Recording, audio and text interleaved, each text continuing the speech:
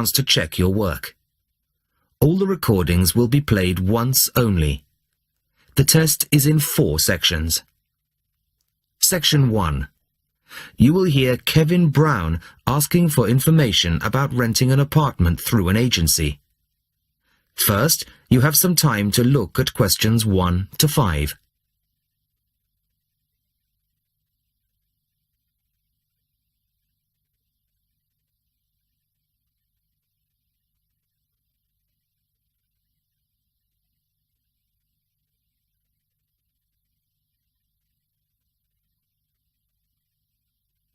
You will see that there is an example which has been done for you.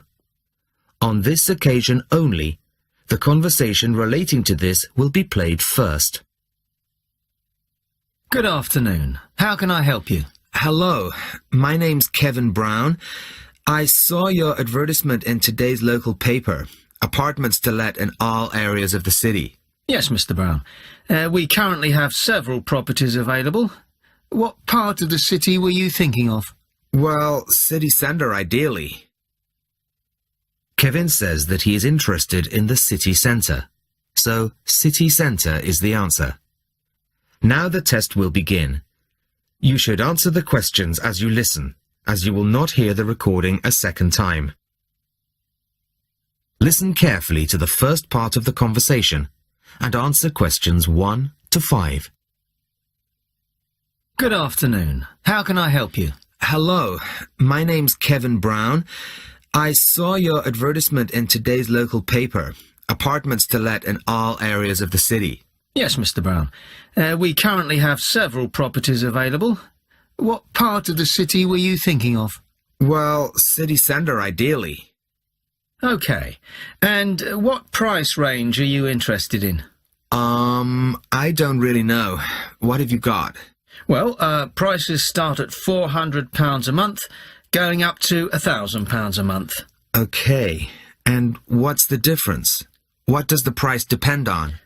Well, the number of bedrooms, mainly. The cheaper apartments have 1 bedroom, while the most expensive have 3 or 4 bedrooms. Okay. 2 bedrooms would be nice. So I'll say 2 bedrooms up to £600 a month. Do you have anything like that? Right, sir. We have... just give me a moment, please. We have 2 properties that might interest you. One is in North Street. It's, well, it's a very nice apartment, but it's £750 a month. But that includes a private parking space. $750. That's a bit higher than I'd like to go, really. Do you have anything less expensive? Yes. We have another one at £625 a month. $625? All right, that sounds interesting. Where is it? It's in Cornell Road, at number 12B. I don't know that. How do you spell it? It's Cornell. It's near the park. I've never heard of it, but I'm sure I'll be able to find it on a map. Before you hear the rest of the conversation, you have some time to look at questions 6 to 10.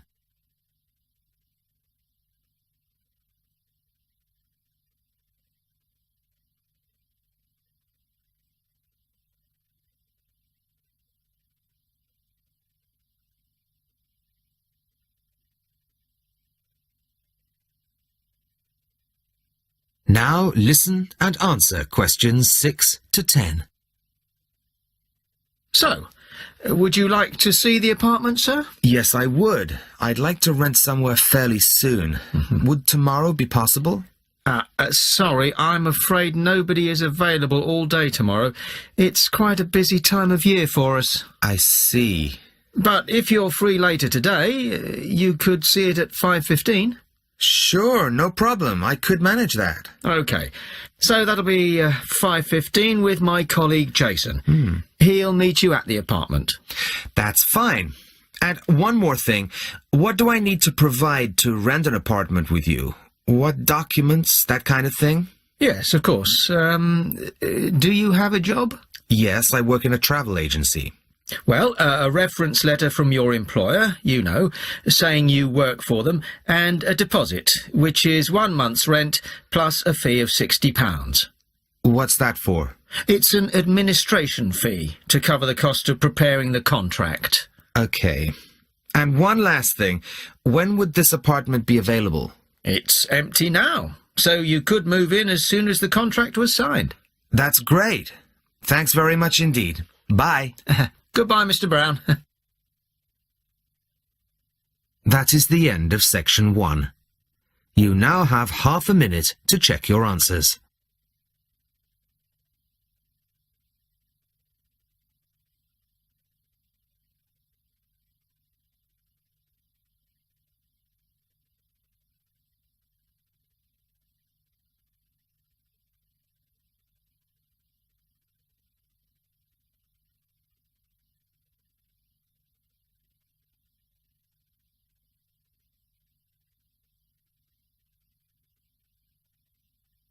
Test 2, Section 2. You will hear a member of the local council describing plans to redevelop part of the seafront of a coastal town. First, you have some time to look at questions 11 to 15.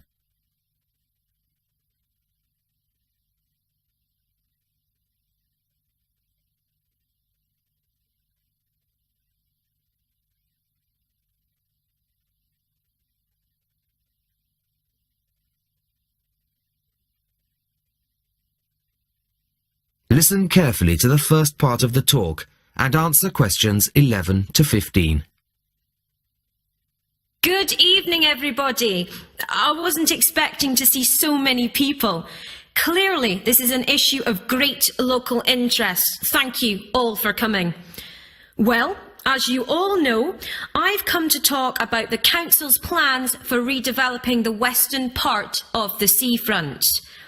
Firstly, of course, the Queen's Parade shopping centre is to be demolished. It was built on the cheap and in a hurry in 1953 and recently came third in a national newspaper's ugliest buildings in the country list, so I don't think anybody's going to miss it. The question was, what do we replace it with? Well, after consultations with the local community, we decided, as I'm sure most of you are aware, to replace it with a complex of small shops and workshops, plus a 3-screen cinema. We particularly didn't want another bland glass and steel shopping centre full of the same old chain stores as every other town centre. No, this is our chance to do something just a little bit different. I'll start at the top. On the 3rd floor will be a cafe and a restaurant.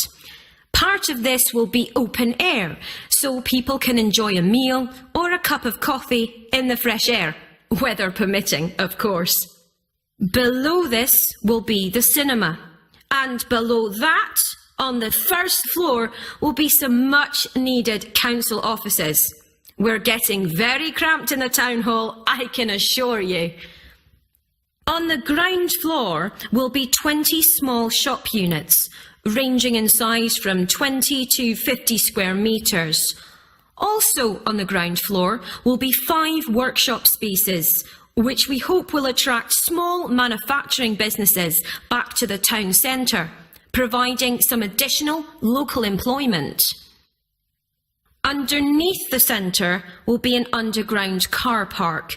Not a great big car park like in the present centre. Our aim is that most visitors to the centre will come on foot or by bus. In fact, the car park will be restricted to people working in the centre and disabled visitors. Then, and perhaps this is the most exciting part of the project, the beach in front of the new complex is going to be completely transformed. We're going to extend the beach. Yes, extend it. 10,000 tonnes of sand is going to be brought in to make it into a proper beach, instead of the dirty little strip of sand it is now. As well as being for the enjoyment of local people, We're hoping that a decent beach will attract more visitors to the town, and that has to be good for local businesses.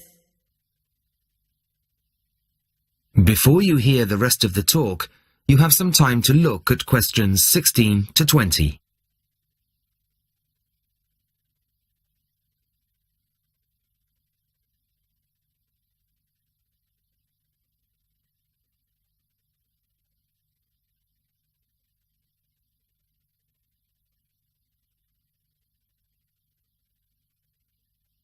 Now listen and answer questions 16 to 20.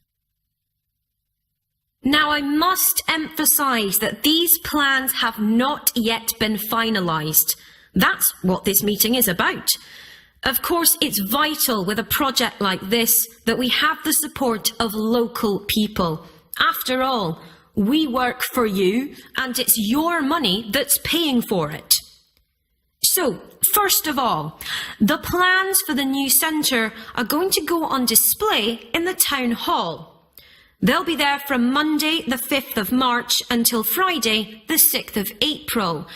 Plenty of time for anybody who's interested to get over there and have a look at them, I think. There'll be a suggestions box in the same room as the plans. Anybody who has anything to say is welcome to fill in a suggestions form. These forms will be looked at and taken seriously, you can be sure of that. Then on Tuesday, April the 10th, there'll be another public meeting much like this one, and in this same place. It'll start at 7 o'clock, and there'll be a chance for local residents to address the council. We'll also report back to you on the results gathered in the suggestions box. Anyway, I'd now like to hand you over to my colleague, my fellow councillor. That is the end of section 2. You now have half a minute to check your answers.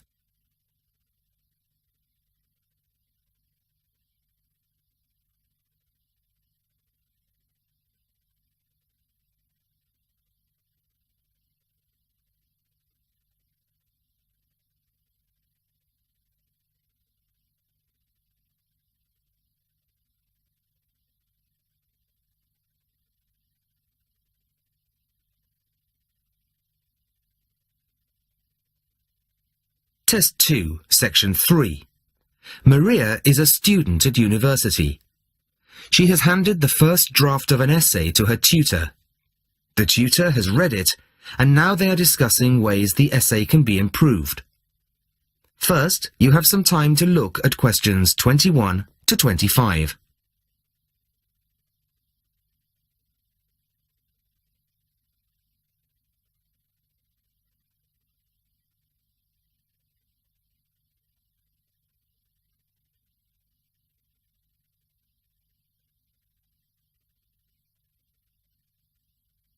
Listen carefully to the first part of the conversation and answer questions 21 to 25.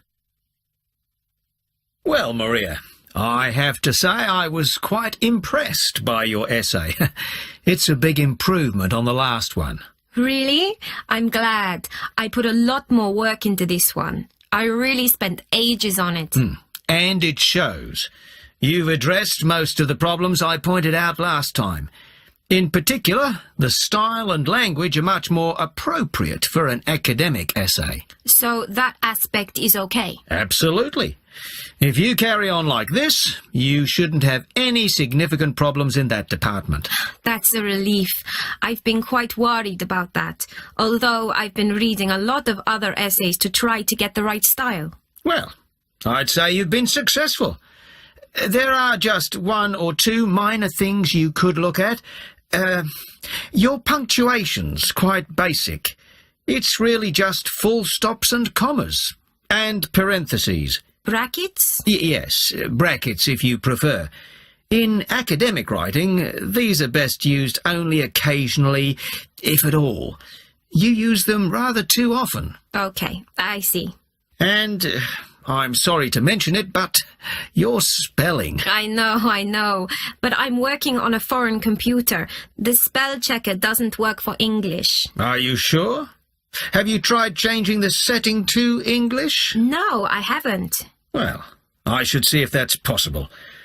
I haven't marked you down this time, but, well, some of my colleagues are a bit old-fashioned about spelling. I'd try to get that sorted out if I were you. Okay, I understand. I'll try to change the setting. Before you hear the rest of the conversation, you have some time to look at questions 26 to 30.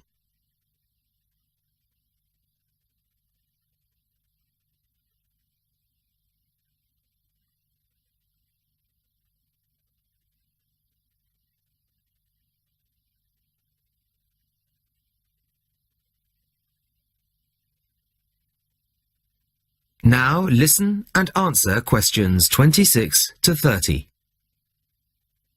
The only major problem I have with the content of your essay is the introduction. The introduction should, well, introduce the theme of the essay. You've put some of the most important points there. For example, this bit. The statistics about the growth of railways in the 1850s. That really should go in the main body of the essay. And so should this paragraph about changes in patterns of employment. In general, I'd say your introductory section should be no more than half as long as it is at the moment. Okay. And I should move those points forward? Precisely. And going back to the railways, they're one of the most significant factors for change in this period. But apart from those statistics in the introduction, you only briefly mention them. I'd like to see a lot more on that, and the influence the expansion of the railways had on patterns of social and economic behaviour. You mean how with the railways people could travel to find work and could meet people from other areas? Exactly. Then in the midsection, well, it's not a big thing, but this quotation from the Times. You think it's too long? Well, you said it. I couldn't think of a way to shorten it. Do you think it's really necessary? You mean I could just get rid of it? Yes. You've already made the point and backed it up with other evidence. The quotation's redundant, really. Okay, well, that'll be easy. There were various other minor points, which I've noted in the margins. You can look at those later. But moving forward to the end here, I wasn't quite sure what this meant. The final paragraph? Yes. Are you saying that, on the whole, the changes of the mid-19th century tended to improve the lives of ordinary people or not? It's not very clear. It's not? No, it isn't. I'd add a few lines clarifying your position. Okay. When do you want the final draft? No, the end of term will be fine. But there was just one other thing, the bibliography. Did you really read all these books? No. Just the books you actually consulted will be fine. You don't need to include everything ever published on the subject. Right, okay. Thanks. Bye. Goodbye. That is the end of section 3. You now have half a minute to check your answers.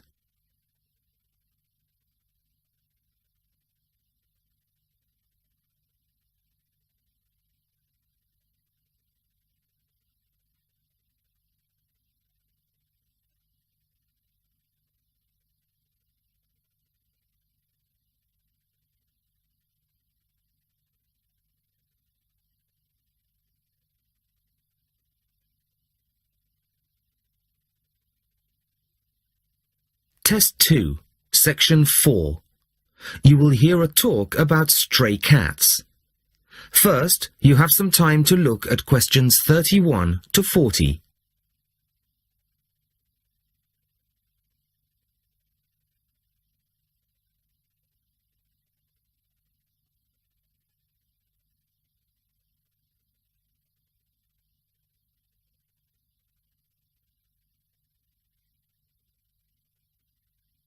Listen carefully to the talk and answer questions 31 to 40. Good evening. I'd like to introduce Laura Dongswell of the Feral Cat Association. Laura has just returned from spending 3 months in Italy, where she has been working with local organisations to improve conditions for some of the estimated 1.5 million ownerless cats currently thought to be at large there. Thank you very much. The principal problem regarding this issue is much the same in Italy as it is in other countries. Public awareness. The general public have become so used to the sight of ownerless cats in poor condition wandering their streets that they simply don't recognise it as a problem. While some will put out scraps of food, the majority see feral cats in much the same light as, say, seagulls, a form of local wildlife which is of no particular concern to or responsibility of the human population.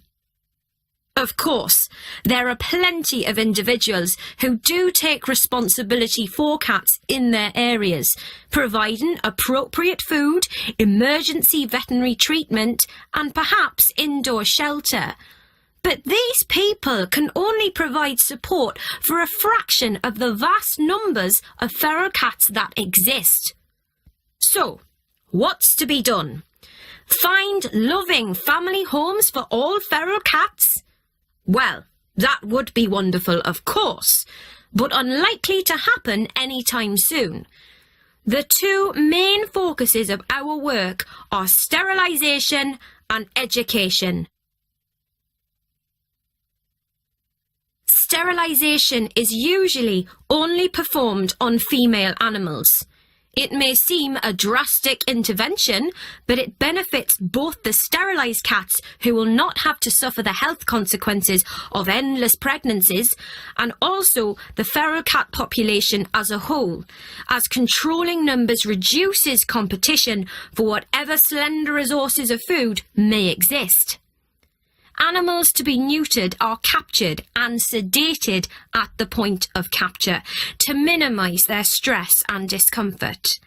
They are then taken to a temporary centre set up by a local organisation, and the operations are carried out under anaesthetic by trained veterinary surgeons, all of whom kindly donate their time. Now, while domestic cats can recuperate in the comfort of their owners' homes, feral cats have no such luxury. They are kept at the centre for around 24 hours, then returned to the locality from which they came. Dissolving stitches are used, and each cat that has been operated on has the tip of one ear clipped, a sign that the animal has already been neutered. A few animals have been electronically tagged and their progress monitored. In general, it has been found that neutering does not diminish an animal's chances of survival. On the contrary, the evidence suggests that sterilised females have a significantly improved chance of remaining in adequate health. The other focus of our work is, as I said, education, publicising the issue and raising awareness. Our current poster campaign is a translation of the widely used slogan, "A kitten is not just for Christmas." At present, resources are rather limited, but, funds permitting, a campaign of radio advertisements is planned, perhaps in the run-up to next Christmas, reminding people that families may quickly become bored with the responsibility of owning a domestic animal. Last year, we used newspaper ads featuring pictures of emaciated strays and highlighting the fact that abandoning an animal simply transfers your problem to somebody else. Which leads me on to the final point I'd like to make. Organisations such as ours are sometimes depicted as being mainly for sentimental animal lovers. Well, I make no apology for that, but our work has a wider importance than the welfare of cats. Ownerless cats tend to quickly fall into ill health and can become a health hazard in various ways, including the spreading of disease and parasites. Children can be especially vulnerable to this, as they are more likely to handle an infected or infested animal. Thank you very much, Laura. That is the end of section 4. You now have half a minute to check your answers.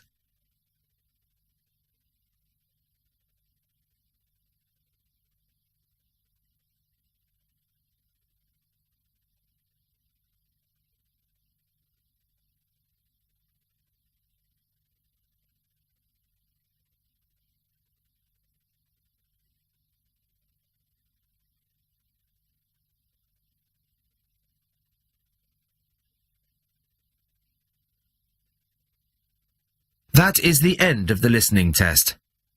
In the IELTS exam, you would now have 10 minutes to transfer your answers to the answer sheet.